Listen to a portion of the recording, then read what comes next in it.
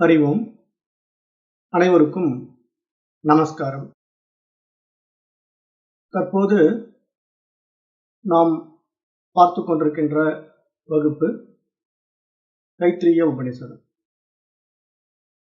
இப்ப இந்த தைத்திரிய உபநிஷத்துல நம்முடைய சனாதன தர்மம் சொன்ன சரியான மார்க்கம் என்ன அப்படிங்கறத நேற்று கிளாஸ்ல பார்த்தோம்.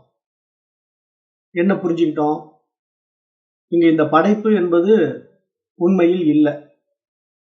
ஏன்னா இங்க எதுவும் படைக்கப்படவே இல்லை. இங்க எதுவும் வருவதும் இல்லை, போவதும் இல்லை. இருப்பது இறைவன் மட்டுமே.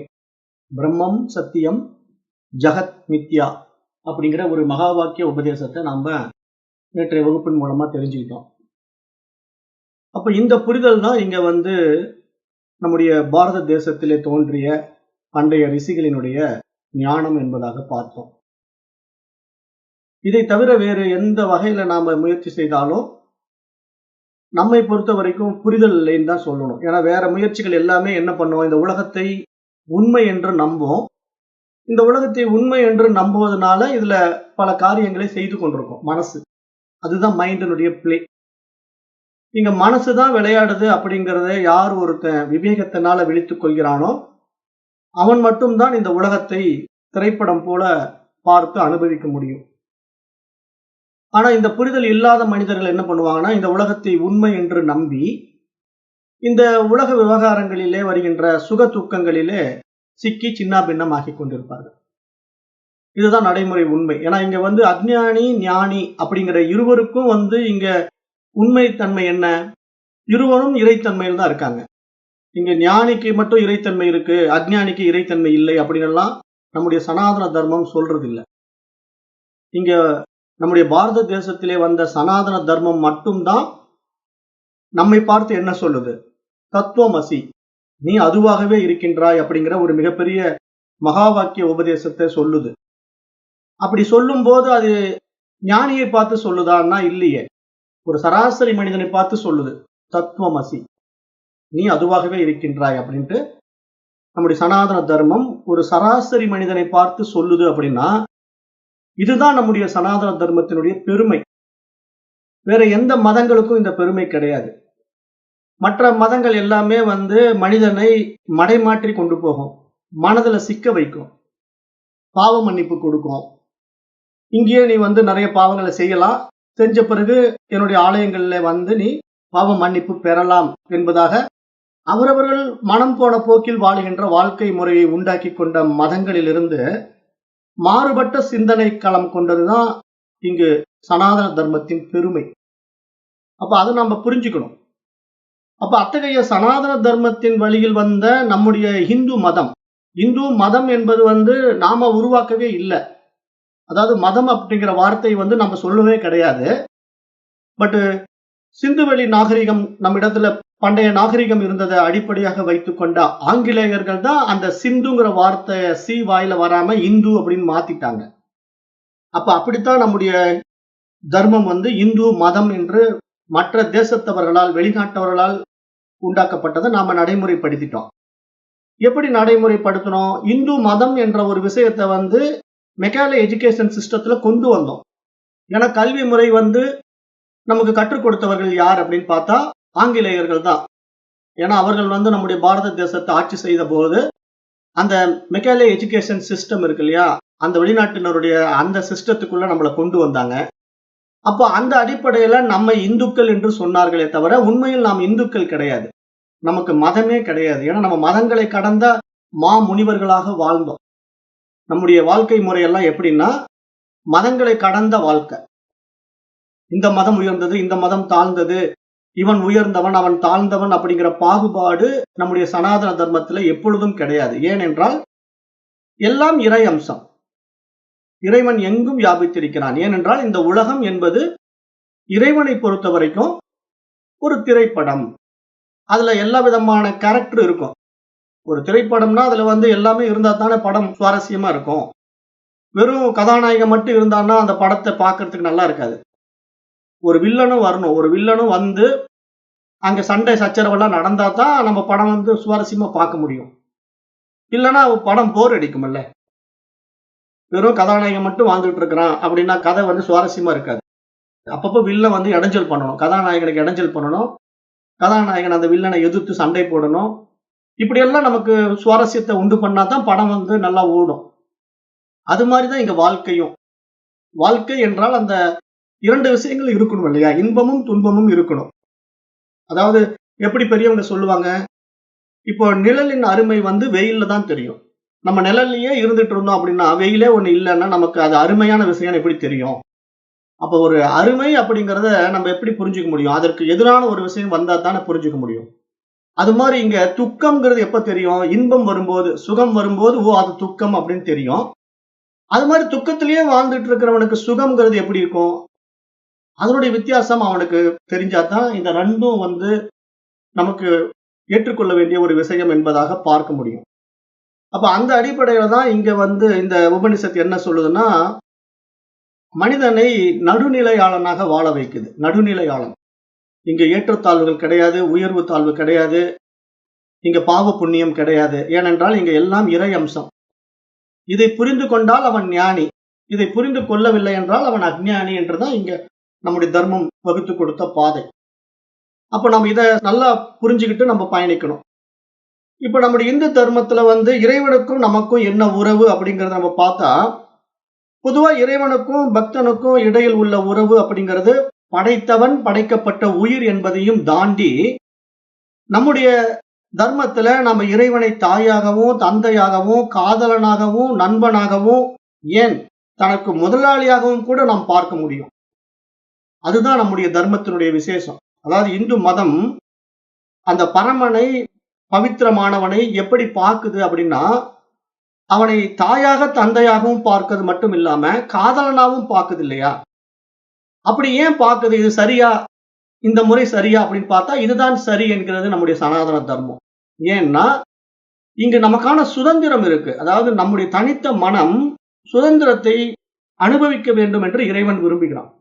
ஏன்னா இறைவனுடைய கற்பனை அம்சம் ஒரு கட்டுப்பாட்டில் இல்லை அப்படிங்கறத இங்க நல்லா ஆழமா புரிஞ்சுக்கணும். நம்ம வந்து இந்த விஷயம் வந்து ரொம்ப டெப்தான சப்ஜெக்ட் அப்படின்னு நான் மீண்டும் மீண்டும் ஏன் சொல்றேன் அப்படின்னா, இப்போ நான் வந்து ஒரு கனவு காண்றேன். அந்த கனவு காணுகின்ற விஷயம் வந்து என்னுடைய கட்டுப்பாட்டுல வச்சுக்கிட்டு கனவு காண முடியுமா? இல்ல. நான் அங்க சுதந்திரமா கனவு காணணும். இப்ப கனவு காணுகின்ற வாழ்க்கை முறைய வந்து நான் ஒரு கட்டுப்பாட்டுல வச்சுக்கிட்டு இப்படிதாங்க நீங்க கனவு காணணும். நீங்க நினைச்ச மாரி எல்லாம் கனவு காணக்கூடாதுங்க. அப்படின்னு யாராவது சொன்னா நம்ம ஏத்துக்குவோமா? அது எப்படிங்க கனவு காண்றது கூட எனக்கு சுதந்திரம் இல்லையா? அப்படின்னு கேட்போம். அப்ப கனவு காண்றதுலயாவது அட்லீஸ்ட் நான் வந்து இந்த வாழ்க்கைய நனவு வாழ்க்கையில வாழ முடியாதத கனவு வாழ்க்கையில வாழலாம் இல்லையா? சிந்தனை பண்ணி பாருங்க. இதெல்லாம் வந்து சிந்தனை தூண்டுவதற்கான ஒரு விசாரம். அதாவது இப்ப நனவு வாழ்க்கையில வந்து ஒரு சில விஷயங்கள் அந்த மனிதனால ஃபுல்ஃபில் பண்ண முடியல. ஃபார் எக்ஸாம்பிள் வந்து பொருளாதார ரீதியா அவனால உயர முடியல. ஒரு கார் வாங்க முடியல, ஒரு பங்களா கட்ட முடியலன்னு வச்சுக்கங்களேன் ஒரு மனுஷனுக்கு. அவன் கனவு வாழ்க்கையிலயாவது அட்லீஸ்ட் அந்த பங்களா கட்டிக்கிட்டு, கார் வாங்கிட்டு வாழலாம் இல்லையா? அதை தடுப்பதற்கு யாருக்கு உரிமை இருக்கு? யாருக்கும் உரிமை இல்ல. ஆகவே கனவு வாழ்க்கை என்பது நம்முடைய சுதந்திரம். அப்ப அந்த சுதந்திரத்தை யாரும் தடுக்க முடியாது. நாம் நமக்கு விருப்பமான கனவை நாம் காணலாம். அதுபோல இறைவன் என்ன செய்றான்? அந்த கனவு வாழ்க்கையில் வாழுகின்ற நமக்கு நம்முடைய சுதந்திரத்தை பறிக்காமல் இருக்கிறான். அதுதான் இங்க சிறப்பு. அதனாலதான் நாம என்ன பண்றோம்? நாம் விரும்புகின்ற வாழ்க்கையை வாழ ஆசைப்படுவதற்கு இறைவன் என்ன செய்கிறான்? ததாஸ்துங்கிறான். இறைவனுடைய அந்த வைபவம் எப்படி இருக்குன்னு பாத்தீங்கன்னா, அதுவாகவே ஆகட்டும் என்று ஆசீர்வதிக்கிறான். நீ என்ன விரும்புகிறாயோ அதைப்படி வாழ் என்று நம்மை வாழ வைக்கிறான். அப்படி இல்லைன்னா இறைவனை நம்ம எப்படி போற்றுவோம்? இப்ப ஹிட்லர் மாதிரி பார்க்க ஆரம்பிச்சிடுவோம். இப்போ ஹிட்லருடைய ஆட்சியில அவன் என்ன பண்ணான் ஹிட்லரு? அவன் விருப்பப்படிதான் எல்லாம் செய்யணும். நான் சொல்றபடிதான் நீங்க பேசணும். நான் சொல்றபடிதான் நீங்க என்ன புகழணும். இப்படிதான் என்ன நீங்க அணுகணும். அப்படின்னு நிறைய கண்டிஷன் எல்லாம் போட்டான் இல்லையா? அதாவது ஹிட்லருடைய வாழ்க்கை முறை என்னன்னா ஒரு கட்டுப்பாடு. நீ இப்படிதான் என்கிட்ட பழகணும். இப்படிதான் என்கிட்ட வரணும். இந்த டிசிப்ளின் இருக்கணும். அப்படி இப்படி நிறைய விஷயங்களை வந்து மக்கள் இடத்துல திணிச்சான். அப்ப அந்த திணிப்பது என்னவா மாறுது? அடிமைத்தனமா மாறுது இல்லையா? நமக்கு வந்து வாழ்க்கையில ஒருத்தர் நம்மை அடிமைப்படுத்தினா பிடிக்குமா? அது இயல்பாவே நம்மள பிடிக்காது. ஏன்னா நம்ம சுதந்திரமானவர்கள். அப்போ இறைவனுடைய அந்த வைபவம் என்னன்னா, அவனே சுதந்திரமானவன். அந்த சுதந்திரத்துல தான் அவனுடைய கனவு இருக்கு. அதுதான் இந்த உலகம், இந்த பிரபஞ்சம். அப்ப இந்த பிரபஞ்சத்தை நம்முடைய சுதந்திரத்தில் தலையிடாமல் அதற்கு ததாஸ்து என்று அதை ஆசீர்வதிக்கின்றான். அப்படியே ஆகட்டும் என்று நம்முடைய விருப்பப்படி நம்மை வாழ வைக்கின்றான் என்று நம்ம இங்க பார்க்கிறோம். அப்ப அந்த அடிப்படையில தான் பகவத்கீதையில கூட பகவான் ஸ்ரீகிருஷ்ணர் என்ன சொல்றாரு? அடக்கமா இரு, ஆனால் அடிமையாகி விடாதே என்பாரு. அடக்கமா இருக்கணும், ஆனா அடிமையாக வாழக்கூடாது. அடக்கம் வேற, அடிமை வேற. அதாவது பணிவு வேற. நம்ம பணிவுக்கும் அந்த அடிமைத்தனத்துக்கும் உள்ள வித்தியாசத்தை புரிஞ்சுக்கணும். இப்ப நமக்கு பெரியவங்க வராங்கன்னா அவங்க மேல நம்ம ஒரு மரியாதை கொடுக்கிறோம், பணிவு காட்டுறோம். அது அடிமை இல்ல, அது அன்பு. ஆனா அடிமை என்பது மற்றவர்கள் மீது ஆதிக்கம் செலுத்துவது. நான் சொல்றபடிதான் நீ வாழணும், நான் சொல்றபடிதான் நீ இருக்கணும் அப்படிங்கிறதுக்கு பேர் அடிமைத்தனம். அப்ப இங்க அடிமையாக வாழ்வதும் அடக்கமாய் வாழ்வதற்குள்ள வித்தியாசத்தை பகவான் ஸ்ரீகிருஷ்ணர் பகவத்கீதையில சுட்டி காட்டும் போது, படைத்த உயிர்களுக்கு அந்த அடிமைத்தனம் இருக்கக்கூடாது, அடக்கம் இருக்க வேண்டும். அதைத்தான் ஈஸ்வர நீதிக்குள்ள இறைவன் வகுத்து கொடுத்திருக்கிறான். அப்ப அந்த அடிப்படையில நாம் வாழுவதனால்தான் நாம் இறைவனை தந்தையாகவும் தாயாகவும் நண்பனாகவும் கூட பார்க்கிறோம்.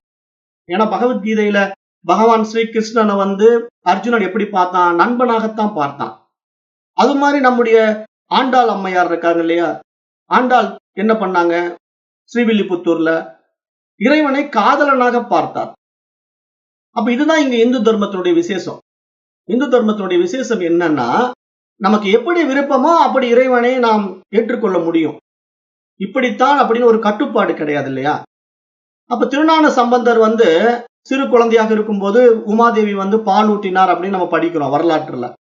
அப்ப உமாதேவி பால் ஊட்டும் போது அந்த திருஞான சம்பந்தர் அம்பாளை எப்படி பார்த்தார்? தாயாக பார்த்தார். அப்ப இங்க இறைவனை தாயாக, தந்தையாக, நண்பனாக, காதலனாக கூட பார்க்க முடியும். அதுதான் நம்முடைய சனாதன தர்மத்தின் சிறப்பு, இந்து மதத்தினுடைய சிறப்பு. வேற எந்த தர்மமும் இந்த மாதிரி ஒரு பாதையை காட்டி கொடுக்காது. மற்றவர்களெல்லாம் எப்படி காட்டி கொடுப்பாங்க? இறைவனை முதலாளி, நாம் எல்லாம் அவர்கள் அடிமைகள் என்றுதான் சொல்லும். இறைவன் தான் முதலாளி, நீ அவனுடைய அடிமை. அப்ப இங்க ஆண்டான் அடிமை அப்படிங்கிற ஒரு விஷயத்தினாலதான் இங்க பாரத தேசம் அந்த அடிமைக்கு ஆட்பட்டது, ஆங்கிலேயர்களால் அடிமைப்படுத்தப்பட்டது. அந்த அடிமை மனப்பான்மை நம்மிடத்திலே புகுத்தப்பட்டது. ஏன்னா அந்த அடிமைத்தனம் தான் ஆதிக்கம் செலுத்துகின்ற ஆண்டான்களுக்கு அது ஆனந்தத்தை கொடுக்கும். ஏன்னா இங்க ஆண்டான் அடிமைன்னா என்ன அர்த்தம்? அதாவது நான் உயர்ந்தவன், நீ தாழ்ந்தவன் அப்படிங்கிற அந்த பாகுபாடு, பிரிவினை மனம். அது நம்முடைய பாரத தேசத்துல பிரித்தாளும் சூழ்ச்சியாகவே கொண்டு வந்தார்கள். அந்த அடிப்படையில நம்முடைய சனாதன தர்மம் வகுத்து கொடுத்த நெறிமுறை, வாழ்க்கை நெறிமுறையை பிரித்தாளும் சூழ்ச்சியில பயன்படுத்தி கொண்டார்கள். திட்டமிட்டு இதெல்லாம் செய்தார்கள் என்று நம்ம பார்க்கிறோம். ஆனா இங்க முதலாளி அடிமை என்பது இருக்கக்கூடாது என்றுதான் நாம நிறைய இன்றைய கம்யூனிசம் போன்ற கட்சிகள் கூட அதை செய்யுது இல்லையா? கம்யூனிஸ்ட் கட்சி எல்லாம் என்ன பண்ணுது? ஆண்டான் அடிமை இருக்கக்கூடாது, தொழிலாளிக்கு உண்டான சுதந்திரம் கொடுக்கணும், அவன் உழைப்பதனால்தான் முதலாளிக்கு வருமானம் வருது, ஆகவே நீ அவனுக்கு ஊதியம் தான் கொடுக்கிறியே தவிர அவன் உனக்கு அடிமை இல்லை என்ற ஒரு சுதந்திரத்தன்மையை எப்படி நாம எதிர்த்து வாங்குகிறோமோ, ஒரு முதலாளி இடத்துல போய் நான் உனக்கு அடிமை கிடையாது, நான் வேலை செய்யறதுக்கு நீ எனக்கு கூலி கொடுக்குற, ஆனா உனக்காக நான் அடிமை வாழ்க்கை வாழ முடியாது என்று நம்முடைய சுதந்திரத்தை நாம விட்டு கொடுக்காம எப்படி வாழ்க்கை முறையை நாம நடைமுறைப்படுத்துறோமோ, அது மாதிரிதான் இறைவனிடத்துல அந்த தன்னலமற்ற ஒரு சுயநலமற்ற அன்பு தான் நமக்கு தேவைப்படுதே தவிர, இறைவனை நம்ம தலைவனாகவும் நான் அவனுக்கு தொண்டனாகவும் அடிமையாகவும் வாழணும் அப்படிங்கிறது நம்முடைய தர்மம் ஒப்புக்கொள்வதில்லை என்றதை நம்ம பார்க்கிறோம். ஆகவே இங்கு உண்மையான பக்தி, தூய பக்தி என்பது எந்த வகையில நம்ம செலுத்தினாலும் தப்பு இல்லை. அது காதலனா செலுத்தலாம், நண்பனா செலுத்தலாம், தாய் தந்தையாக செலுத்தலாம். நமக்கு வேறாக இறைவனை நாம் அந்த இருமை நிலையிலே வழிபாடு செய்தாலும் கூட, இறுதியில் அந்த இறைவனும் நானும் வேறு வேறு அல்ல என்ற அந்த உயரிய விஷயத்தை ஒரு மனிதன் உணர்வதுதான் இங்கு சனாதன தர்மத்தின் மிகப்பெரிய விஷயம். அதனாலதான் அந்த தத்துவம் மசி அப்படிங்கிற மகா வாக்கியம் அந்த உண்மையை நமக்கு உபதேசிப்பதாக நாம் பார்க்கிறோம். அப்ப இந்த அடிப்படையில பார்க்கும்போது நம்முடைய தர்மத்துல மறு ஜென்மம்ங்கிற ஒரு விஷயம் இருக்குது இல்லையா? ஏன்னா நம்முடைய சனாதன தர்மத்துல மறுபிறப்பு இருக்கு, மறு ஜென்மம் இருக்கு. இப்ப இந்து மதமும் பௌத்த மதமும் தான் இந்த மறு ஜென்மத்தை ஏற்றுக்கொள்ளுது. ஏன்னா மறு ஜென்மத்தை மற்ற மதங்கள், இந்த இஸ்லாமிய மதமோ கிறிஸ்துவ மதமோ ஏற்றுக்கொள்வதில்லை. ஏன்னா அவங்க இந்த ஆபிரகாம் வழியில வந்த அந்த இஸ்லாம் மதம், கிறிஸ்துவ மதம் என்ன பண்ணுதுன்னா, மறுஜென்மம் என்பது மனிதனுக்கு கிடையாது என்றும், இறந்த பிறகு ஒன்று அவன் சொர்க்கத்துக்கு செல்வான் அல்லது நரகத்துக்கு செல்வான் என்றுதான் சொல்லுது மற்ற மதங்கள். அதாவது இந்த மனிதன் இறந்த பிறகு சொர்க்கத்துக்கு போகணும், அல்லது அவன் செஞ்ச பாவங்கள் அதிகமாக இருந்தா அவன் நரகத்துக்கு போகணும். இந்த மாதிரி 2 விஷயங்களை வச்சிருக்கோம். அதாவது சொர்க்கலோகம், நரகலோகம் என்ற 2 விஷயத்தை மற்ற மதங்கள், இஸ்லாமிய மதமும் கிறிஸ்துவ மதமும் வைத்துக் கொண்டிருக்கு. இப்ப நம்முடைய சனாதன தர்மத்துல அந்த குழப்பமே இல்ல. ஆனா அந்த குழப்பம் எப்படி வந்தது? ஆங்கிலேயர்களுடைய படையெடுப்புக்கு பின்னாடி நம்ம இடத்துல ஒட்டிக்கிச்சு. நம்ம இந்த மாதிரி சொர்க்கம், நரகம் எல்லாம் கிடையாது. நம்ம சனாதன தர்மத்துல இங்க சொர்க்கம், நரகம் என்ற வேற்று உலகங்கள் கிடையாது. ஏன்னா நம்மளை பொறுத்த வரைக்கும் இங்க நம்ம வாழுகின்ற வாழ்க்கை சந்தோஷமாக இருந்தா சொர்க்கம், இங்க நம்ம வாழுகின்ற வாழ்க்கை துக்ககரமாக இருந்தா நரகம். ஆக சொர்க்கமும் நரகமும் எங்கேயோ இல்ல, இந்த பூமியிலேயே இருக்கு. அப்ப இந்த பூமியிலேயே நான் சொர்க்க வாழ்க்கை, நரக வாழ்க்கை அனுபவிக்கிறது எப்படி? அது என்னுடைய மனம் சார்ந்த வாழ்க்கை. அப்படிதான் இங்க சனாதன தர்மம் பாக்குது. எங்கேயோ நீ இறந்த பிறகு நீ கைலாசத்துக்கு போவ, நீ இறந்த பிறகு வைகுண்டத்துக்கு போவ அப்படிங்கறதெல்லாம் இடையில் புகுத்தப்பட்டது, திட்டமிட்டு புகுத்தப்பட்டது. காரணம் என்னன்னா, நான் தான் சொல்லிட்டேன், நம்முடைய தர்மத்தை கை வச்சது யாரு? நம்முடைய மத மனிதர்களே தான் கை வச்சாங்க. ஆங்கிலேயர்களுடைய அடிமைகள், ஆங்கிலேயர்களால் ஆதிக்கம் செலுத்தப்பட்ட அடிமைகள் என்ன பண்ணிட்டாங்கன்னா, நம்முடைய சனாதன தர்மத்துல நிறைய விஷயங்களை திருத்துனாங்க, திட்டமிட்டு திருத்துனாங்க. அவர்கள் கைக்கூலிகள் என்று சொல்றோம், ஆங்கிலேயர்களுடைய கைக்கூலிகள். அது எல்லா காலத்திலும் இருப்பாங்க. இந்த காலத்திலே பாத்தீங்கன்னா ஒரு அரசியல்வாதிக்கு ஜால்ரா அடிக்கிறவன் இருப்பான் இல்லையா? இப்ப ஜால்ரா அடிக்கிறவன் என்ன பண்ணுவான்? அரசியல்வாதி என்ன தப்பு பண்ணாலும் சூப்பர் தலைவா, சூப்பர் தலைவாம்பான். ஏன்னா அவன் ஜால்ரா அடிப்பான். அந்த தப்பு அவன் அங்கீகரிக்கிறான். அந்த தப்பை அங்கீகரிக்க அவன் என்ன வேற்று தேசத்தவனா? வெளிநாட்டில இருந்து வந்தானா? இல்ல, நம்முடைய பாரத தேசத்துல நம்முடைய தாய்நாட்டில் பிறந்தவன், நம்முடைய கலாச்சாரத்தில் வாழ்பவன். ஆனாலும் ஏன் அவன் அதை செய்கிறான்? அந்த ஜால்ராவின் மூலமா அவனுக்கு சில சலுகைகள் கிடைக்குது இல்லையா? அந்த அரசியல்வாதியை ஜால்ரா அடிச்சான்னா இவன் என்ன தப்பு பண்ணாலும் அந்த அரசியல்வாதி கண்டு கொள்ள மாட்டார். அதுதான் இங்க நம்ம சூழ்ச்சி. அதாவது இந்த உலகத்துல வாழ்வதற்கான ஒரு தந்திரம் என்று சொல்லலாம். அந்த தந்திரம், அந்த தந்திரத்தை சரியாக பயன்படுத்தி கொண்டார்கள் அன்றைய சில மனிதர்கள். அதனால நமக்கு என்ன நடந்தது? சாஸ்திரங்களிலே நிறைய மாற்றங்கள் நடந்தது. அப்ப அந்த சாஸ்திரங்களிலே மாற்றங்களை செய்வதை யார் செய்தார்கள்? நம்முடைய பாரத தேசத்தில் இருந்தவர்களே செய்தார்கள். யாரின் கைக்கூலிகளாக செய்தார்கள்? ஆங்கிலேயர்களுடைய கைக்கூலிகளாக செய்தார்கள். அதனாலதான் நாம என்ன சொல்றோம், இந்த மாதிரி திட்டமிட்ட சதியில போய் நம்ம சிக்க கூடாது. அப்போ நம்ம இங்க வேத சாஸ்திரம் சொல்லுகின்ற ஸ்ருதி, ஸ்மிருதி அப்படின்னு 2 விஷயத்தை எடுத்துக்கணும். ஸ்ருதி என்றால் வேதம், ஸ்மிருதி என்றால் அந்த வேதத்திலிருந்து தொகுக்கப்பட்ட பகுதிகள். அது அன்றன்ற காலகட்டங்களுக்கு தகுந்த மாதிரி ரிஷிகளால் கொடுக்கப்பட்ட விஷயங்கள். அது இன்றைக்கு வரைக்கும் நம்ம நிறைய ஸ்மிருதி கொடுக்கிறோம்.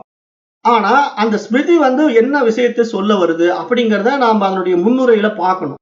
அப்ப ஒரு நூல் அப்படின்னா அந்த நூல்ல முதல்ல முகவுரை கொடுக்கப்பட்டிருக்கும். அந்த முகவுரை தான் நம்ம ஒரு நூலை படிப்பதனால அந்த நூல் என்ன சொல்ல வருது, அந்த நூலுக்கான அதிகாரி யார் அப்படிங்கறதெல்லாம் நம்ம பார்த்துதான் அந்த நூலை படிக்கணும். இப்ப நம்ம நூலை எடுத்து ஒரு முகவுரையில பார்த்த உடனே இது எனக்கு சம்பந்தப்பட்ட நூலா அப்படின்னு தெரிஞ்சா நம்ம அந்த நூலை மேற்கொண்டு படிக்கலாம். இல்லைன்னா அந்த நூலை அப்பயே மூடி வச்சிடலாம். ஏன்னா நமக்கு சம்பந்தம் இல்லாத ஒரு நூலை நம்ம படிச்சு ஏன் நம்ம நேரத்தை வேஸ்ட் பண்ணணும்? அந்த விஷயத்தை நம்ம ஏன் உள்வாங்கணும்? அது அவசியமற்றது. அப்படிங்கறதுனாலதான் அந்த முகவுரை, அந்த முன்னுரை அப்படிங்கிற ஒரு விஷயம் அன்றைய காலகட்டங்களில் இருந்தே இந்த கல்வி திட்டத்திலே கொண்டு வரப்பட்ட விஷயமாக நம்ம பார்க்கிறோம். அப்ப இங்க மறுஜன்மம் அப்படிங்கிற ஒரு விஷயம் இந்து மதத்திலும் பௌத்த மதத்திலும் இருக்கிறது. ஆனால் மற்ற ஆபிரகாம் வழியில் வந்த இஸ்லாமிய மதத்திலும் கிறிஸ்துவ மதத்திலும் மறுபிறவி பூமியில் கிடையாது. ஆனால் புண்ணியம் செய்தால் சொர்க்கம், பாவம் செய்தால் நரகம் அப்படிங்கிற அடிப்படையில் அவர்கள் வகுத்து வைத்திருக்கிறார்கள் என்று நம்ம பார்க்கிறோம். அதுல சில விஷயங்கள் என்ன நடக்குது? பாவ மன்னிப்பு நடக்குது. இப்போ கிறிஸ்டியானிட்டில எல்லாம் பாத்தீங்கன்னா நீங்க எல்லா பாவம் செஞ்சிடலாம். ஆனா அந்த சர்ச்சில் போய் மத போதகர் கிட்ட போய் இந்த மாதிரி நான் பாவம் எல்லாம் செஞ்சுட்டேன், எனக்கு நீங்க தான் பாவ மன்னிப்பு கொடுக்கணும் அப்படின்னு கேட்டா உடனே அந்த மத போதகர் என்ன பண்ணுவாரு? பாவ மன்னிப்பு கொடுத்துருவாரு.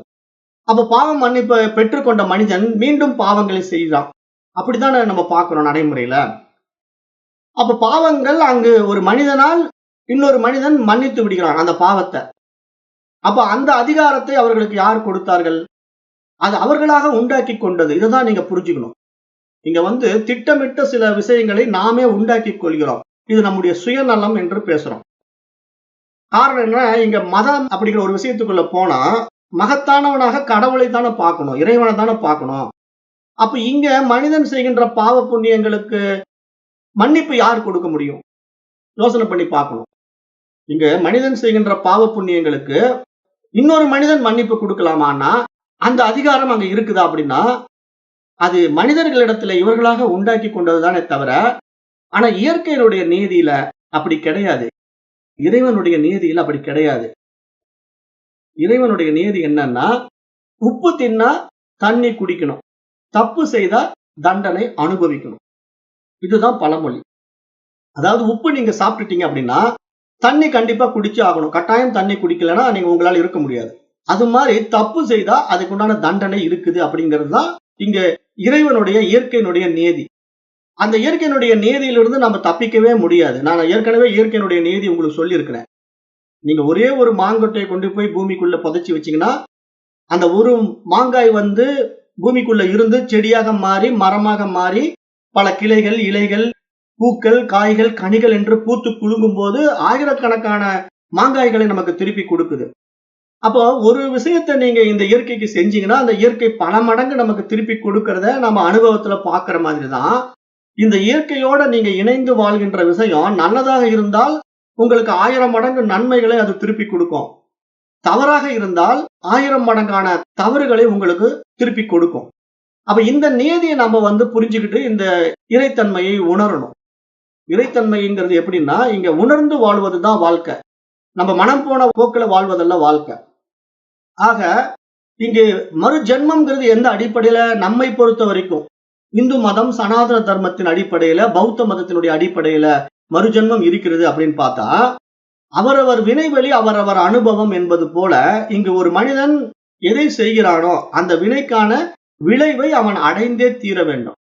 எப்படி உப்பை சாப்பிட்டுட்டோம்னா தண்ணி குடிக்கிறோம், நெருப்பை தொட்டுட்டோம்னா தீப்புண்ண நம்ம அனுபவம் ஆக்குறோம். இதுல இருந்து நம்ம தப்பிக்க முடியாது இல்லையா? அது எப்படி நான் நெருப்பை தொட்டுட்டேங்க ஆனா எனக்கு தீப்புண்ணு ஆகக்கூடாது அப்படின்னு யாராலும் சொல்ல முடியுமா? அந்த தொட்டதனுடைய பலன் இதுதான் விளைவு. ஒரு செயல்னா அந்த செயல் விளைவுன்னு ஒண்ணு இருக்கு. அப்ப அந்த விளைவுல இருந்து நம்ம தப்பிக்க முடியாது என்பதுதான் இயற்கையினுடைய நியதி, இயற்கையினுடைய சட்டம். அப்ப அந்த நிலையை நம்முடைய சனாதன தர்மம் சரியாக உணர்ந்து வைத்திருப்பதனால நமக்கு மறுஜன்மம்ங்கிற ஒரு விஷயத்தை குறிப்பிடுது. அப்ப மனிதன் இறந்த பிறகு அவனுடைய மனதின் ஆசைகளுக்கு ஏற்ப அவன் செய்த கர்ம வினைகளுக்கு ஏற்ப வேறொரு உடலை அவன் அடைகின்றான். அதுவே மறுஜென்மம் என்பதாக நம்முடைய சனாதன தர்மம் இங்க சொல்ல வருது. அப்ப நிறைய பேர் கேட்கலாம், அது எப்படிங்க, அது நான் ஒத்துக்கவே மாட்டேன். நான் இஸ்லாமிய மதம் கிறிஸ்துவ மதம் சொல்வது போல மறுஜென்மத்தை என்னால் ஏற்றுக்கொள்ள முடியாது. ஏன்னா அது என்னால நம்ப முடியல. நான் சொர்க்கம் நரகம் அப்படிங்கிற 2 விஷயத்தை மட்டும் தான் நம்புறேன் அப்படின்னு சொன்னீங்கன்னா, இப்ப இந்த பூமியில வாழுகின்ற மனிதர்களுடைய வேறுபாடுகளை நீங்க பார்க்கணும் இல்லையா? வேறுபாடுகள் என்ன? ஒவ்வொருத்தரும் ஒவ்வொரு விதமான வாழ்க்கை, ஏற்றத்தாழ்வுகள். அது எதனால நடக்குது? இவன் ஏன் இப்படி வாழ்க்கை வாழ்றான், அவன் ஏன் அப்படி வாழ்க்கை வாழ்கிறான் அப்படின்னு நீங்க ஆராய்ந்து பார்த்தா இங்கதான் இந்த விஷயத்தை நம்ம புரிஞ்சுக்கணும். அவரவர் வினைவெளி அவரவர் அனுபவம் அப்படிங்கிற அந்த ஆழமான உண்மை நமக்கு புரிந்தால்தான் அந்த இயற்கையினுடைய சட்ட திட்டங்கள் நமக்கு புரியும். அப்பதான் மறுஜென்மம் என்பது எப்படிப்பட்டது என்பது நமக்கு விளங்கும். இல்லைன்னா அந்த வித்தியாசம் தெரியாம அப்படியே நம்ம ஒரு குருட்டுத்தனமா வாழ முடியாது இல்லையா? அப்படி குருட்டுத்தனமா வாழ்வதற்கு மனித பிறவி தேவையில்லை இல்லையா? ஏன்னா ஒரு விஷயத்த அப்படியே ஒருத்தர் சொல்றான், அதை அப்படியே நான் ஏத்துக்கிறேன். எப்படி? இப்ப நீங்க என்ன வேணா அக்கிரமம் பண்ணுங்க, என்ன வேணா அயோக்கியத்தனம் பண்ணுங்க, ஆனா நீங்க சர்ச்சுக்கு வாங்க, பாவ மன்னிப்பு கொடுத்துறேன் அப்படின்னு சொன்னா, அப்ப மனிதன் எல்லா தவறுகளையும் செய்து விட்டு சர்ச்சில் போய் பாவ மன்னிப்பு வாங்கிக்கிட்டு அவன் வாழ்க்கையை அவன் மனம் போன போக்கில் வாழ்ந்தான்னா, அப்ப இங்க நல்லது செய்யறவனுக்கும் கெட்டது செய்யறவனுக்கும் வித்தியாசம் இல்லாம போயிடும் இல்லையா? அப்ப வாழ்க்கை எப்படி சரியாக இருக்கும்? அப்ப இயற்கையினுடைய சட்ட திட்டங்கள் எப்படி சரியாக இருக்கும்? அது இருக்காது. ஏன்னா இங்க இயற்கை என்ன சொல்லுது? ஒரு விஷயத்துக்கு பல மடங்கு திருப்பி கொடுப்பதுதான் இயற்கையினுடைய நியதி. அது நல்லதாக இருந்தாலும் பல மடங்கு கொடுக்கும், கெட்டதாக இருந்தாலும் பல மடங்கு கொடுக்கும். அதை அனுபவிப்பதற்கான உபாதியாகிய இந்த உடல் அவசியம் தேவைப்படுகிறது என்ற அடிப்படையில் தான் இங்க மறுஜென்மம் என்ற ஒரு விஷயத்தை நம்முடைய சனாதன தர்மம் பேசுது. அப்ப நம்ம செய்த கர்ம வினைகளுக்கு ஏற்ற மாதிரிதான் நம்ம உடல் எடுக்கிறோம் அப்படிங்கறத சொல்லுது. அந்த உடலானது ஏன் மிருகங்கள், பறவைகள், பூச்சிகள், புழுக்கள் என்று மாறுது? மனிதனும் பல்வேறு விதமான வாழ்க்கை முறையில் வாழுகின்றான். இதுதான் இயற்கையினுடைய சட்டம். இவன் இப்படித்தான் இருக்க வேண்டும், அவன் அப்படித்தான் இருக்க வேண்டும் என்ற நியதியை மாற்ற முடியாது. அதுக்கு பேரு ரிதம்னு சொல்றது சாஸ்திரம். ரிதம் என்றால் ஒழுங்கு அப்படின்னு அர்த்தம். அந்த ஒழுங்குல அது சரியா இருக்கு. அது தராசு மாதிரி. அதாவது தப்பு ரைட்டுங்கிறது இல்ல, சமமா இருக்கு, அவ்வளவுதான். இங்க தப்பு ரைட்டுங்கிறது யாருடைய அடிப்படையில் இருக்கு? நம்முடைய மனம் சார்ந்த வாழ்க்கையில இருக்கு. இங்க நான் இதை செஞ்சா உப்பு சாப்பிட்டது யார் தப்பு? என்னுடைய தப்பு. அப்ப உப்பை நான் சாப்பிட்டா தண்ணி குடிக்கணும். நெருப்பை தொட்டது யார் தப்பு? என்னுடைய தப்பு. அப்ப நெருப்பை தொட்டா அந்த தீப்புண்ண நான் அனுபவிக்கணும். இதுதான் நியதி. இந்த நியதியை நம்ம புரிஞ்சுக்கிட்டா மனித பிறவியினுடைய மகத்துவம் நமக்கு புரியுது. அப்ப பிறவியிலேயே மிக உயர்ந்த பிறவி மனித பிறவி என்பதனால மனித பிறவியில் இருக்கும் ஒரு உயிரால் மட்டுமே பகுத்தறிவோடு சிந்தித்து செயல்பட முடியும். மற்ற உயிரினங்களுக்கு இந்த வாய்ப்பு கிடையாது. ஆகவே மனிதனுக்கு கல்வி கட்டாயமாக கொடுக்கப்பட வேண்டும். மற்ற ஜீவராசிகளுக்கு கல்வி கொடுக்கப்பட முடியாது. கொடுத்தாலும் அதை அவைகள் உள்வாங்கிக் கொள்ளாது. ஆக கல்வி முறையில மனிதனுக்கு கட்டாயம் சரியானவற்றை கற்றுக் கொடுக்க வேண்டும். அந்த அடிப்படையிலே எது தர்மம் எது அதர்மம் என்று பகுத்து பிரித்து பார்க்கின்ற மனோபாவம் மனித பிறவிக்கே உண்டான மகத்துவம் என்கிறது சனாதன தர்மம். அப்ப இந்த அடிப்படையில நாம ஆராய்ந்து பார்த்தா மனிதனோ இந்த அரிதான பிறவியை கொண்டு இறைவன் வகுத்து கொடுத்த அறநெறியில் வாழ்க்கையை வாழ்ந்தால் அவன் வாழ்க்கை சரியாக இருக்கும். அவன் இயற்கையை அனுசரித்து இயற்கையை ஒருங்கிணைத்து இயற்கையோடு இணைந்து வாழுகின்ற பொழுது அந்த ரிதம் மாறாமல் அவன் வாழுகின்றான். அவன் வாழ்க்கையில் அதர்மம் கிடையாது, தர்மப்படி அவன் வாழுகின்றான். அதை ஏற்றுக்கொண்டு வாழ்கின்றான். ஆனா இது தெரியாம மனம் போன போக்கிலே போகின்றவன் இருக்கிறான் இல்லையா, அவன் என்ன பண்ணுவான்? எது தர்மம் எது அதர்மம் என்று தெரியாததுனால அவன் மனம் எதையெல்லாம் சரின்னு சொல்லுதோ அதையெல்லாம் அவன் செய்வான். அப்ப அவன் என்ன பண்றான்? அந்த எது நித்தியம் எது அனித்தியம் என்ற விஷயத்தை கூட விசாரித்து அறியக்கூடிய பகுத்தறிவை இழந்து வாழுகின்றான் அந்த மனிதன். அவன் மனிதனாக இருக்கின்றான், ஆனால் அவன் பகுத்தறிவை பயன்படுத்தாமல் இருக்கின்றான். அப்ப அதுதான் நான் சொல்லுவேன், உடல் மனித உடல், ஆனால் மனம் குணமெல்லாம் விலங்கை போல. அப்ப விலங்கை போல வாழுகின்றவன் மனித உடலில் இருந்தாலும் அவன் உண்மையில் மிருகம் தானே. அப்ப அப்படி வாழ்வதல்ல மனிதனுடைய சிறப்பு. மனிதனுடைய சிறப்பு என்பது தன்னிடம் கொடுக்கப்பட்ட அந்த புத்தி சக்தியை பயன்படுத்தி இது சரியா தவறா, இது தர்மமா அதர்மமா, இது உண்மையா பொய்யா என்று விவேகத்தினால விழித்துக் கொண்டு விசாரித்து பார்க்கும் போதுதான் நாம் மனம் போன போக்கில் போக மாட்டோம். நமக்கு என்று ஒரு தீர்மானம் சரியான முறையில் வகுத்துக் கொள்வோம். அதர்ம வழியில் செல்ல மாட்டோம், தர்மப்படி வாழ்வோம்.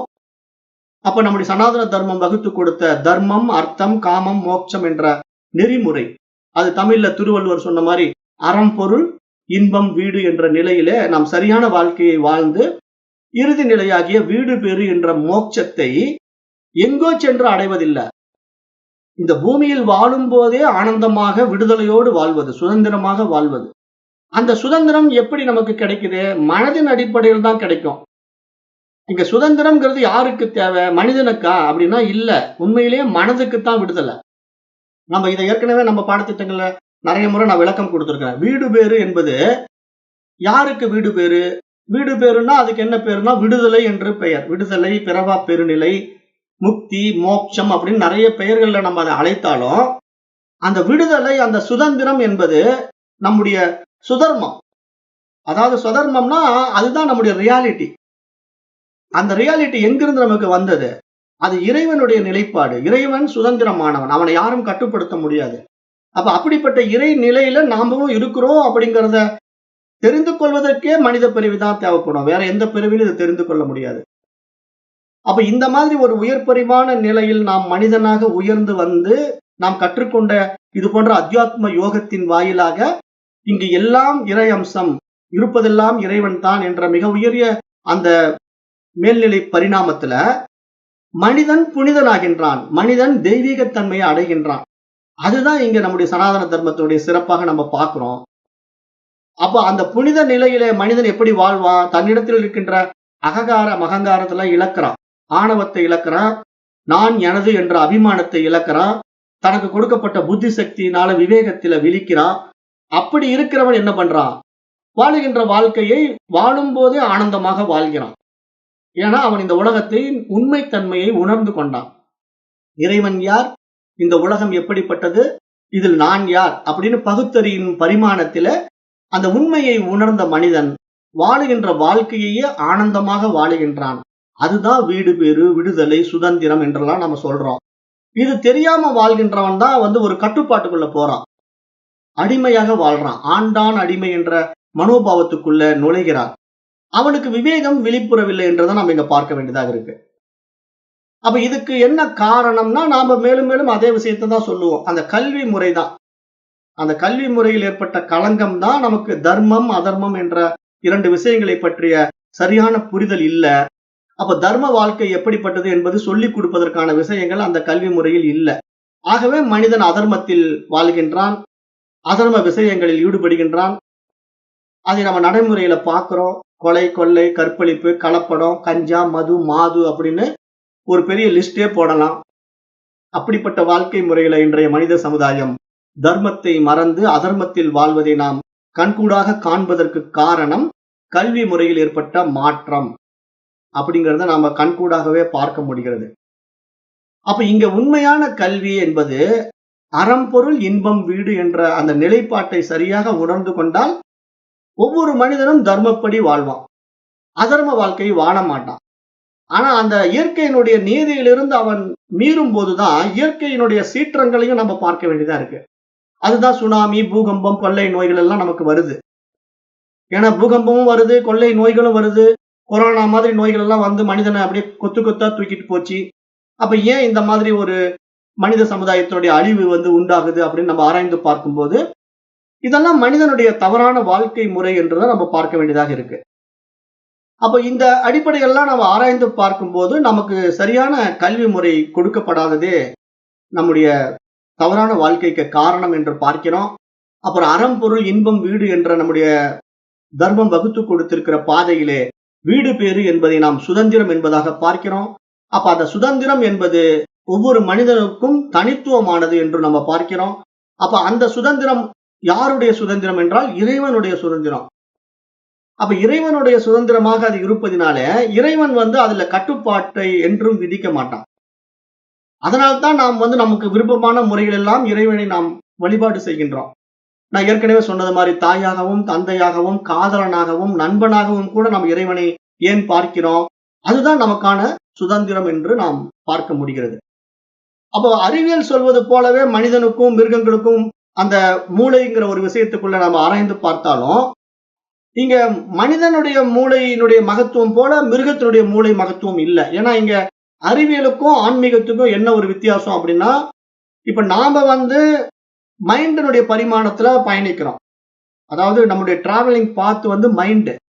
ஆனா சயின்ஸ் மைண்ட சூட்சமான விஷயமா இருக்கிறதுனால அதனால கண்டுபிடிக்க முடியல. சயின்ஸ் கிட்ட கண்ணுக்கு தெரிகிற விஷயங்களை தான் அது சாதிக்க பார்க்குமே தவிர கண்ணுக்கு தெரியாத விஷயங்களை சயின்ஸ் நம்பாது. ஆகவே சயின்ஸ் என்ன பண்ணுது? மூளையை வச்சுக்கிட்டு பேசும். அந்த மூளையை வச்சுக்கிட்டு என்ன சொல்லும்? மனித மூளை மிருக மூளையை விட மேம்பட்டது அப்படின்னு சொல்லி மூளையினுடைய அடிப்படையில தான் சயின்ஸ்னால மருத்துவத்தினால விளக்கம் கொடுக்க முடியும். ஆனா இங்க அந்த வெறும் மூளை மட்டுமே மனிதனை அப்படி மகத்தானவனாக மாத்துமானா அப்படி இல்லை. ஏன் அப்படி இல்லைன்னா நம்ம தான் அதுக்கு நிறைய உதாரணங்கள்லாம் கொடுக்கிறோம். அதாவது நம்முடைய மனம் எப்படியோ அப்படிதான் நம்முடைய வாழ்க்கை. உன் மதி எதுவோ உன் கதி அதுவே அப்படின்னு சனாதன தர்மத்தினுடைய சாஸ்திரத்துல வந்த அஷ்டாவக்ர கீதை சொல்வது போல இங்கு நம்முடைய எண்ணங்களுடைய எழுச்சி தான் நம்முடைய வாழ்க்கையை நிர்ணயிக்குது. நம்ம தவறான விஷயங்களை மனதில் ஏற்றிக்கிட்டோம்னா நம்முடைய வாழ்க்கை அது மாதிரி தானே மாறுது. அப்ப நல்ல விஷயங்களை நம்ம ஏற்றிக்கொண்டா நம்முடைய வாழ்க்கை அது மாதிரி தானே மாறுது. ஆனா 2 பேருடைய மாறுபட்ட வாழ்க்கையில மூளை என்ன மாதிரி இருக்கு? ஒரே மாதிரி தானே இருக்கு. இங்கதான் சயின்ஸ் ஃபால்ஸ் ஆகுது. நம்ம நிறைய விஷயங்களை சயின்ஸ்ல ஃபால்ஸ்ன்னு ஏன் சொல்றோம்னா, நீங்க யோசனை பண்ணி பார்க்கணும். இப்ப மிருகத்தினுடைய மூளை வேணா ஓகேப்பா, ஹார்ட்வேர் டெவலப் ஆகல, மேபி அதனுடைய கன்ஸ்ட்ரக்ஷன் அப்படிதான், அதனால அப்படியே விட்டுருவோம். ஆனா மனிதன் கொஞ்சம் டெவலப்டு ஹார்ட்வேரா இருக்கிறதுனால, முன்னேறிய விஷயமாக இருக்கிறதுனால, அவனுடைய மூளை பிரத்யேகமாக வடிவமைக்கப்பட்டிருக்கிறதுனால எல்லாருடைய மூளை ஒரே மாதிரி தான் வடிவமைக்கப்பட்டிருக்கு.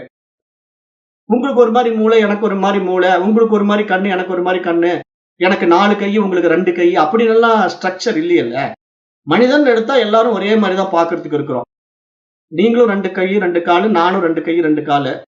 அதே மாதிரிதான் உங்களுக்கும் மூளை, எனக்கும் மூளை. அப்ப மூளையில வித்தியாசம் இல்லை. எங்க வித்தியாசம் மனதில் இருக்கு. இதுதான் சயின்ஸுக்கும் சாஸ்திரத்துக்கும் உள்ள வித்தியாசம். சயின்ஸ் என்ன பண்ணும்? அந்த நிரூபிக்கப்பட்ட உண்மைகள், அதனுடைய கண்ணுக்கு தெரிஞ்ச விஷயங்களை மட்டும் பேசும். அதனால சயின்ஸ் என்ன செய்யுதுன்னா, இந்த உலகம் உண்மை நம்புது. அந்த உலகம் உண்மை என்று நம்புறதுனால தான் காட் பார்ட்டிகள வந்து இப்ப எடுத்து பேசுறாங்க அவங்க. ஆனா காட் பார்ட்டிகள் இப்ப எடுத்து அவங்க பேசினாலும் கூட, நாம கேட்கிற கேள்விக்கு அவங்களால பதில் சொல்ல முடியல. என்ன கேட்டோம்? நீங்க வந்து ஒரு பிக் பேங் தியரியில ஒரு அணு வெடிச்சதுங்களே, அந்த அணு வெடிச்சதுனால தானே இந்த உலகம் உண்டாச்சு, இந்த பிரபஞ்சம் தோன்றியதுன்னு சொல்றீங்க. சரி, அது ஒரே நாள்ல தோன்றல. கொஞ்சம் கொஞ்சமா அப்படியே தோன்றி இவ்வளவு பெரிய பிரம்மாண்ட யுனிவர்சல் வந்ததுன்னு சொல்றீங்க. அந்த அணு வெடிச்சது எங்கிருந்துங்க வெடிச்சது? அந்த அணுவினுடைய பிளேஸ் எங்க இருந்தது? அப்படின்னு நம்ம கேட்டா பதில் சொல்லணும்ல சயின்ஸ். சொல்லவே இல்ல பாத்தீங்களா? அப்போ ஒரு அணுவினுடைய இருப்பிடம் எங்கு என்று நம்ம கேட்டா பதில் சொல்லணும். இங்க தான் அணு உட்கார்ந்து இருந்ததுன்னு சொன்னா, அப்ப அந்த அணு உட்கார்ந்து இருக்கிறதுக்கு முன்னாடியே ஒரு விஷயம் அங்க இருந்திருக்குல்ல. அப்ப அங்க இருந்திருக்குங்கிற ஒரு சந்தேகத்தை நம்ம எழுப்புனா, அதுக்கு பதில் சொன்னா தானே நம்ம வந்து அணு இந்த இடத்துல உட்கார்ந்து இருந்தது. அப்ப அணுவுக்கு முன்னாடி ஒரு விஷயம் இருந்திருக்குது. அப்புறம் எப்படிங்க பிரபஞ்சம்னு ஒண்ணு வரும்? அந்த வெளிங்கிறது எப்படிங்க உண்டாகும்? இந்த ஸ்பேஸ் எங்கிருந்து வந்தது? அப்படிங்கிறதெல்லாம் நம்ம கேட்கறதுக்கு அவங்க கிட்ட பதில் கிடையாது. ஆனா நம்முடைய சனாதன தர்மம் என்ன அருமையா விளக்கம் கொடுக்குது? இங்க கடவுள் என்று ஒருவன் இருக்கிறான் என்றால், இறைவன் என்று ஒருவன் இருக்கிறான் என்றால், அவன் எங்கு இருந்தான் அப்படின்னு ஒரு கேள்வியை நம்ம எழுப்புறோம். எழுப்புற உடனே அவன் ஸ்பேஸ்ல இருந்தான்னு சொன்னோன்னு வச்சுக்கீங்களேன், ஃபால்ஸ் ஆயிடும். இறைவன் இருப்பிடம் வந்து ஒரு வெளியில இருந்தான்னு ஒருத்தன் சொல்லிட்டான்னா, அப்போ வெளி என்பதை யார் படைத்தார்? இறைவனுக்கு முன்னாடியே இந்த வெட்ட வெளி இருந்ததா? இந்த ஸ்பேஸ் இருந்ததா? அப்போ இறைவனுக்கு மேல வேறான ஒரு சக்தி இருக்கிறதா? அப்ப அந்த சக்தி ஸ்பேஸ படைச்சிருக்கா? அந்த ஸ்பேஸ்ல இறைவன் உட்கார்ந்து இருந்தானா? அப்படிங்கிற சந்தேகம் எல்லாம் வந்துடும். அதுக்கு தான் நம்முடைய சனாதன தர்மம் என்ன சொல்லுதுன்னா, இங்க இறைவன் மட்டும் தான் இருக்கிறான். இறைவனுக்கு வேற எல்லாமே அவனுடைய கற்பனா உலகம். இந்த பிரபஞ்சம் என்பது இறைவனுடைய மனோவியாபகம், அவனுடைய சங்கல்பம் என்று மிக ஒரு அருமையான விளக்கத்தை நம்முடைய சனாதன தர்மம் கொடுக்குது. அப்ப சனாதன தர்மத்தினுடைய வழியில நாம இங்க ஆராய்ந்து பார்க்கும்போது, சாஸ்திரத்தின் வழியில நம்ம சரியாக பயணிக்கும் போது, இங்கு பரமனுக்கு வேறாக இந்த பிரபஞ்சம் என்ற ஒரு விஷயம் இல்லவே இல்லை. அப்ப இந்த பிரபஞ்சம் என்பது என்னன்னா, பரமனுடைய சங்கல்பம், அவனுடைய கற்பனா உலகம், அவனுடைய கனவு வாழ்க்கை என்று நம்ம பார்க்கிறோம். அப்ப கனவு வாழ்க்கைன்னா, இப்ப நான் எப்படி கனவுல ஒரு உலகத்தை படைக்கிறேன்?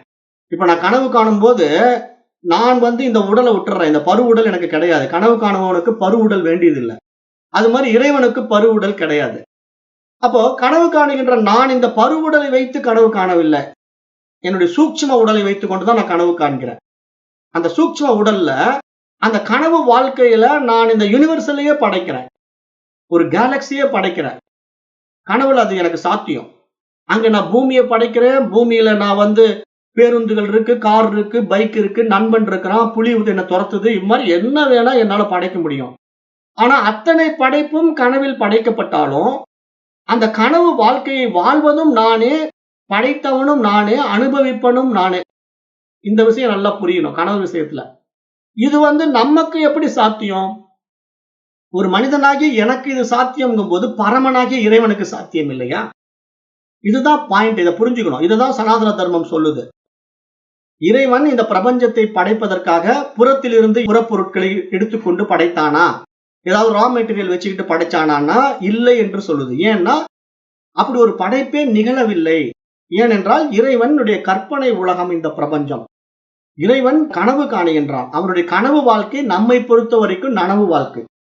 அப்ப நமக்கு இந்த நனவு வாழ்க்கை வந்து உண்மையா தெரியறதுக்கு வந்து என்ன காரணம்? நான் கனவு காணும் போது அதுக்கு தான் எக்ஸாம்பிள் கொடுக்குறான் இறைவன். நமக்கு ஒரு சுதந்திரத்தை கொடுத்திருக்கிறான்.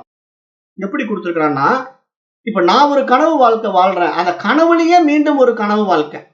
இப்ப கனவு காணுகின்ற நான் வந்து கனவுல வந்து புலி துரத்துற மாதிரி ஒரு நண்பன் கிட்ட பேசிட்டு இருக்கிற மாதிரி கனவு காணுகின்ற நானே, அந்த கனவுல தூங்குற மாதிரி ஒரு கனவு கண்டு அதுலயும் ஒரு கனவை உண்டாக்க முடியும் இல்லையா? அந்த மாதிரி தான் இங்க நம்முடைய வாழ்க்கை எல்லாம். அப்ப நீங்க இங்க என்ன புரிஞ்சுக்கணும்? இப்ப நான் வந்து கனவு காணுகின்ற வாழ்க்கை என்னுடைய சுதந்திரத்துல நடக்குது கனவு. அந்த சுதந்திரத்தை யாரும் தடுக்க முடியாது. அதுல நான் எப்படி வேணா கனவு காணுவேன். நீங்க இப்படிதான் கனவு காணணுங்கிற கண்டிஷன் எல்லாம் எனக்கு யாரும் போட முடியாது. அது மாதிரி இறைவனுடைய கனவு என்பது யாராலும் கண்டிஷன் போட முடியாது. அது அவனுடைய விருப்பப்படி இந்த பிரபஞ்சம் இயங்கிக் கொண்டிருக்கு. அப்ப இந்த இயக்கம் என்பது இங்க ஞானிகளுக்கு புரியுது. இது வந்து கனவு வாழ்க்கை அப்படின்னு புரியுது. அதை எப்படி அவங்க நிரூபிக்கிறாங்க? இப்ப நாம கனவு காணும் போது அந்த உலகத்தை உண்மையா அபிமானிக்கிறோம் கனவு காணுகின்ற வரைக்கும். அப்புறம் நம்ம கனவு கலைந்து நன்றாக தூங்கும் போது, ஆழ்ந்த உறக்கத்துக்கு போகும்போது நம்மளையே நம்ம விட்டுடுறோம். நானுங்கிற ஒரு விஷயமே நமக்கு இல்ல. அங்க நான் கிடையாது. நான் எங்க வருது நமக்கு? நனவு நிலையில மட்டும் தான் நான் வரும். ஏன் நனவு நிலையில நான் வருது? அதுதான் பியூட்டி. ஏன் நனவு நிலையில நான் வருதுன்னா, அந்த நனவு நிலையில நான் வந்த உடனே அது ஈஸ்வரன் கனவு. அது இறைவன் கனவு. ஆகவே இறைவன் தன்னை அபிமானிக்கிறான் அந்த இடத்துல.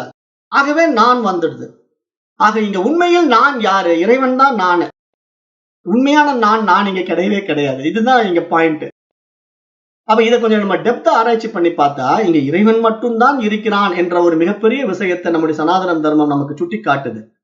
அப்ப இந்த சுட்டிக்காட்டுகின்ற இந்த வாழ்க்கை முறையில எதற்காக நமக்கு மறுஜென்மம் குடுக்குது அப்படின்னு பார்த்தா, இதை சரியாக நீங்க உணர்கின்ற வரைக்கும் நீங்க வாழ்ந்தே ஆக வேண்டும். இந்த வாழ்க்கையை நீங்க உணராத வரைக்கும் உங்களுக்கு பிறவி வந்து கொண்டே இருக்கும். மறுஜென்ம வாழ்க்கையை நம்ம எப்படி எக்ஸாம்பிள் எடுத்துக்கணும் அப்படின்னா, இப்ப ஒரு வகுப்பறையில 2 மாணவர்கள் படித்துக் கொண்டிருக்கிறார்கள். ஒரு மாணவன் வந்து நன்றாக படிக்கிறான். நல்லா தேர்ச்சி பெற்று அந்த பள்ளியில முதல் மாணவனாக வருகின்றான். அந்த வகுப்பிலிருந்து மேல் வகுப்புக்கு போகிறான். ஏனென்றால் அவன் நன்றாக படித்தான். அதனால அவன் பாஸ் ஆறான். மேல் படிப்புக்கு போறான். இன்னொரு மாணவன் என்ன பண்றான்? சரியாவே பள்ளிக்கூடத்துக்கு வரமாட்டேங்கிறான். ஊதாரித்தனமா ஊர் சுத்துறான். அப்ப அந்த இறுதி தேர்வுல அவன் தோல்வி அடைகிறான். வெற்றி பெறாமல் தோல்வி அடைந்து விடுகிறான்.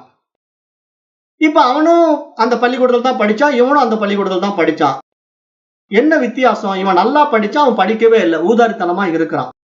இப்ப உண்மை என்ன? இப்ப மேல் படிப்புக்கு போனவனுக்கு அடுத்த படிப்புக்கு படிக்கிற தகுதியை எது குடுத்தது? அவனுடைய வெற்றி குடுத்தது. ஆனா அந்த மேல் படிப்புக்கு போகாம தோல்வியினால் அவன் என்ன பண்றான்? மீண்டும் அந்த படிப்பிலேயே உட்கார்றான். இப்ப 10ஆம் வகுப்பு ஃபெயில் ஆயிட்டான்னா, மீண்டும் அவன் 10ஆம் வகுப்பிலேயே உட்கார்றான். அவன் 11ஆம் வகுப்புக்கு போக முடியாது. அப்ப இங்க என்ன புரிஞ்சுக்கணும்? அது தண்டனையான்னா இல்ல. அவன் அதுல மீண்டும் தயாராகணும். காரணம் என்ன? அவன் அந்த படிப்பை டச் பண்ணவே இல்லையே. அவன் தான் ஊர் சுத்திக்கிட்டு இருந்தான்ல.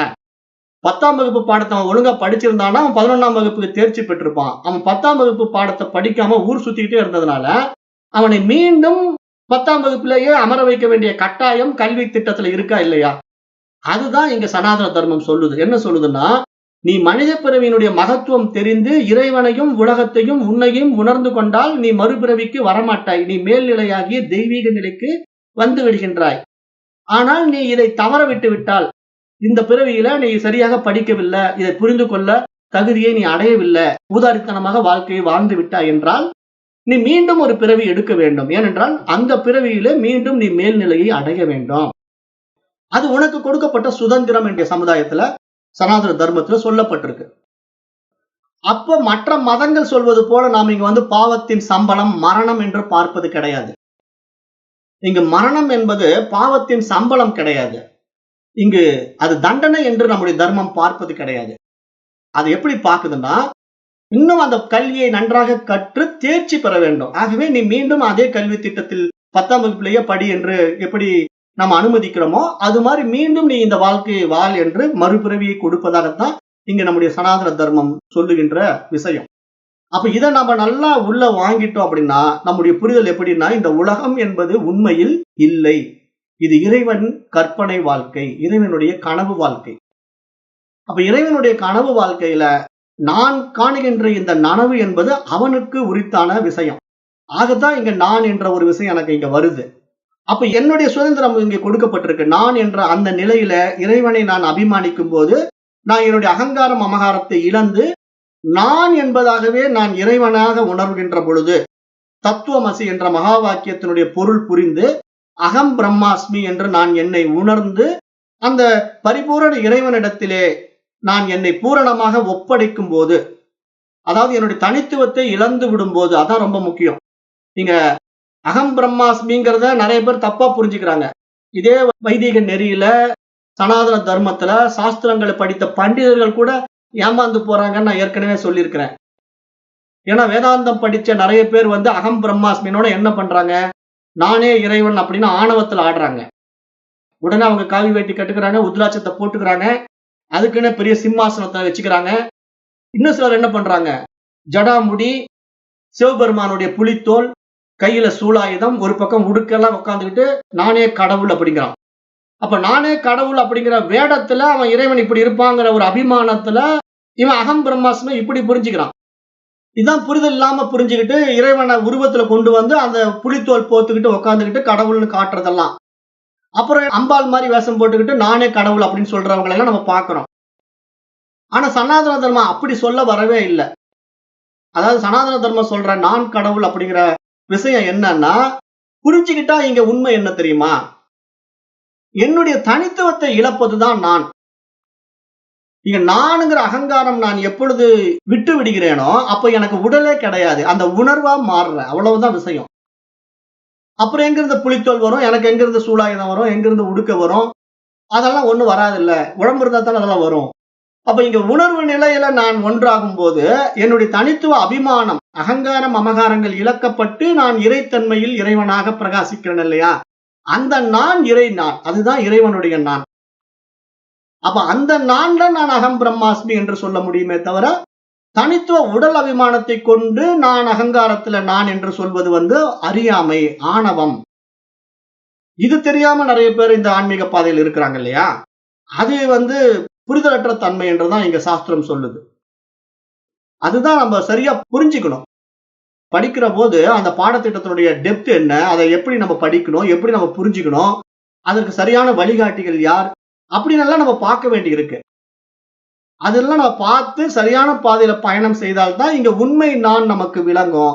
அந்த உண்மை நான் விளங்கிவிட்டால் இங்கு இறைவன் மட்டுமே இருக்கிறான். இறைவனுக்கு வேறாக ஏதும் இல்லை. அப்படிப்பட்ட இறைவனுடைய அம்சத்துல இங்க எங்கிருந்து ஸ்பேஸ் இருக்கு, எங்கிருந்து பஞ்சபூதங்கள் இருக்கு, எல்லாம் அவனேதான். வியாபகம், மனோ வியாபகம் தான் இந்த பிரபஞ்சம். இங்க எதுவுமே படைக்கப்படவில்லை. இதுதான் டெப்த். இந்த டெப்த்தை எத்தனை பேரால ஏத்துக்க முடியும் அப்படின்னா, அது விசாரத்தினாலதான், விவேகத்தினாலதான் ஏத்துக்க முடியுமே தவிர நம்ம பரோட்ச ஞானமா ஏத்துக்க முடியாது.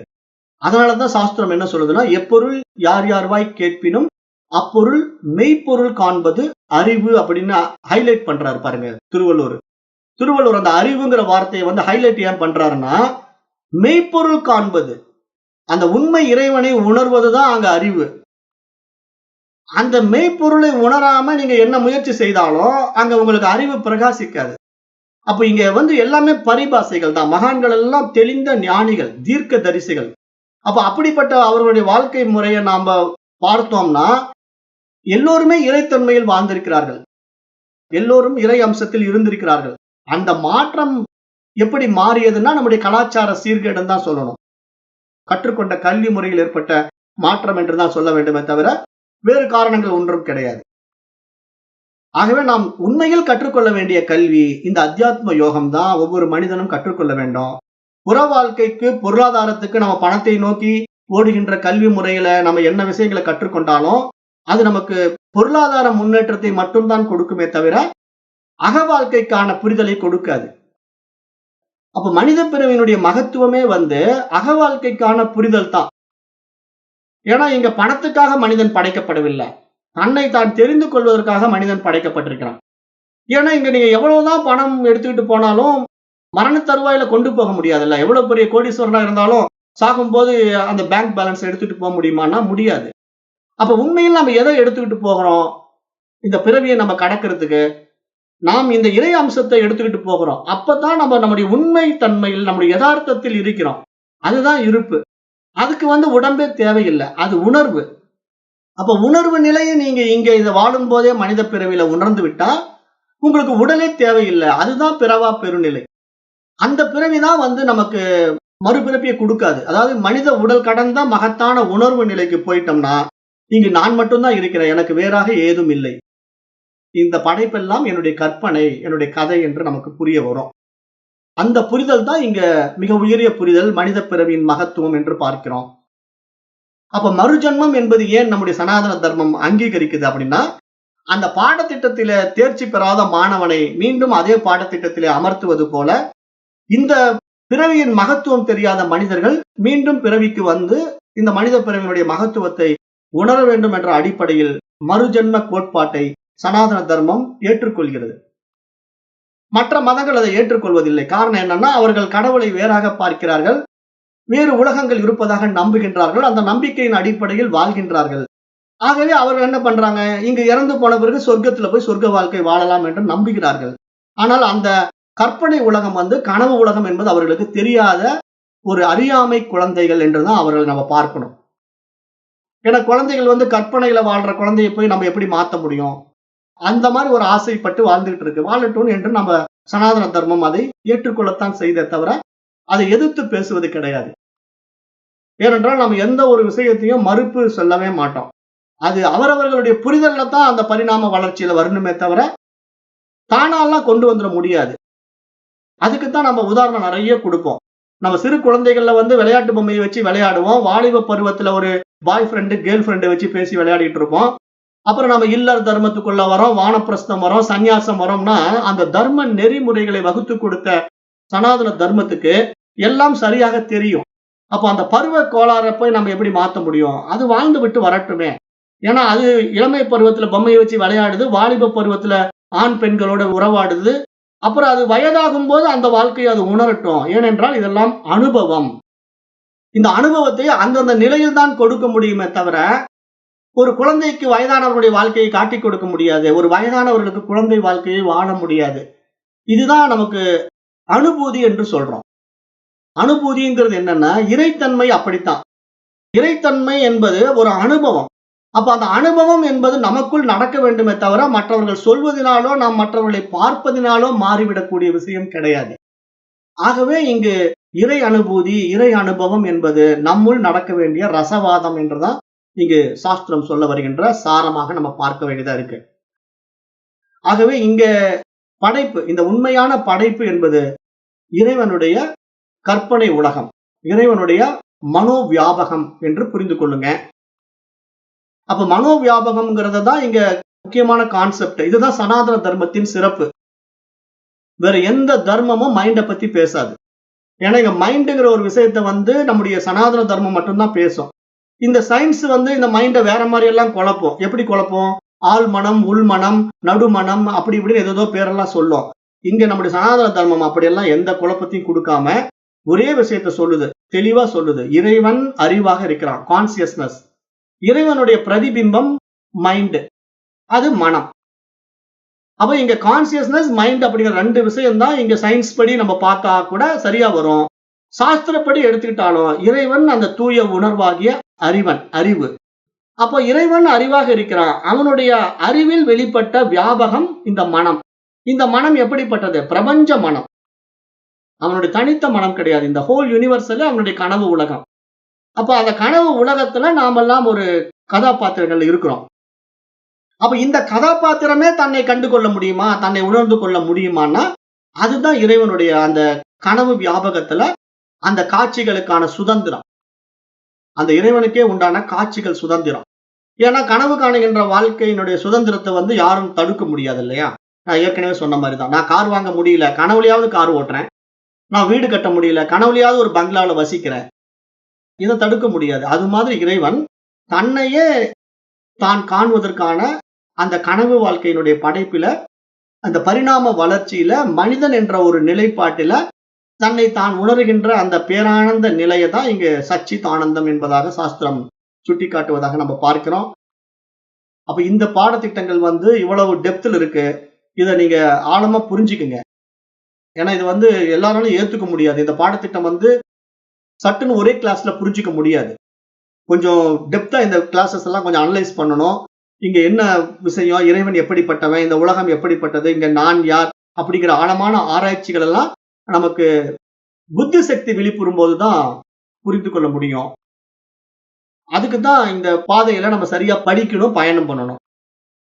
நம்ம திடீர்னு ஒரு நாள் வந்து கிளாஸ் அட்டெண்ட் பண்ணிட்டு 10 நாள் கிளாஸ்க்கே வரலன்னா இதெல்லாம் புரிஞ்சிக்கவே முடியாது. ஏன்னா இதெல்லாம் ரொம்ப டெப்தான சப்ஜெக்ட். இதுக்கு நம்ம நேரத்தை ஒதுக்கி தான் படிக்கணும். எப்படி நம்ம உலகியல் தேவைக்காக ஓடுறோமோ அது மாதிரி அக வாழ்க்கைக்கான தேவைக்காகவும் நம்ம இதை செஞ்சுதான் ஆகணும். புற வாழ்க்கையினுடைய தேவைக்காக நம்ம நிறைய விஷயங்களை பிடிக்கிறோம் இல்லையா வெளிய. அது நமக்கு தேவை நிமித்தம் தானே அதை நம்ம தேடி போறோம். அது மாதிரி நம்முடைய பிறவி பயண அக வாழ்க்கையின் அடிப்படையில நாம பார்க்க வேண்டியதாக இருக்கு என்றுதான் இங்க நம்முடைய சனாதன தர்மம் வழிவகுத்ததாக நான் பார்க்கிறேன். அப்ப இன்றைக்கு நான் இதை மீண்டும் உங்களுக்கு ஒரு தெளிவான கிளியரன்ஸ் கொடுத்திருக்கேன். நம்ம என்ன பண்ணுவோம், நாளைக்கு அடுத்த இந்த தைத்திரி மந்திரத்தினுடைய அடுத்த மந்திரம் இருக்கு. 7ல் 2. கடவுள் வந்து ஆனந்தத்தின் இருப்பிடம் என்பதாக அந்த மந்திரம் இருக்கு. அதை நாளை வகுப்புல வச்சுக்கலாம். ஏன்னா இன்னொரு 5 நிமிஷம் தான் இருக்கு. அதை எடுத்தோம்னா இப்ப டைம் பத்தாது. ஆக இந்த வகுப்பை மீண்டும் மீண்டும் கேளுங்க, நல்லா புரிஞ்சுக்குங்க. இப்ப நேற்றைய கிளாஸ யார் யார் கேட்கலையோ அவங்க எல்லாம் மீண்டும் கேளுங்க, ஒரு நல்ல தெளிவு கிடைக்கும்.